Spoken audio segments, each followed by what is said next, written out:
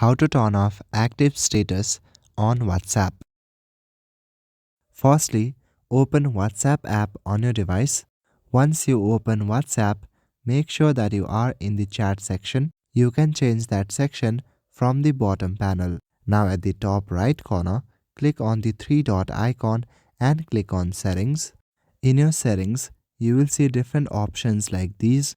Select the option Privacy because all the active status related settings are in privacy. Now on the very top section, you will see the first option, Last Seen and Online.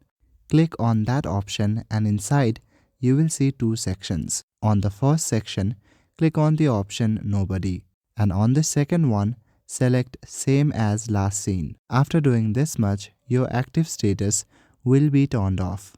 There's also a short description given at the bottom. You can also read that. Now go back to the previous page and turn off the option Read Receipts.